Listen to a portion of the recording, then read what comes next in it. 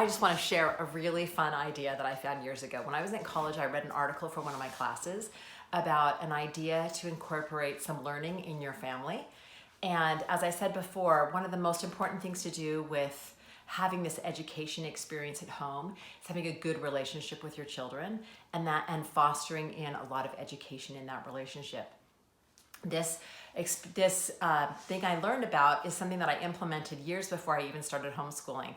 And it was a country a month. Yes, I said that correctly.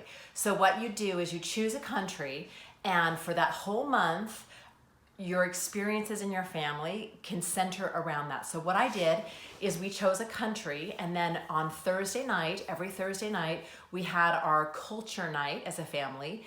And on that night, we learned about that country. My kids were young, so any little picture books I found about that country, we may have learned a couple of words from that language in that country. We learned a little bit about the history.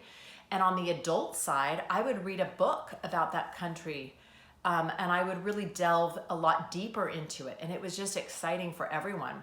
We would dress that Thursday night in that country's clothes as much as possible. We would listen to the music of that country and eat the food. And we just had a great time. We really enjoyed it. The kids loved it. And we still do some things today that we learned during those months. When I formally started homeschooling, I decided it was a little too much to continue doing all the things we're doing plus adding a country a month. But now that I'm on the tail end of homeschooling, I'm pretty anxious to get back to that country a month just because it was so interesting and so fulfilling.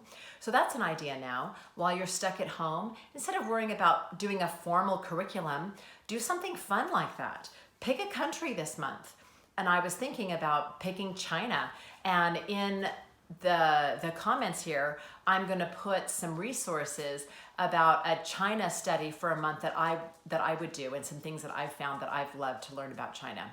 Have a great time, because that's what it's all about.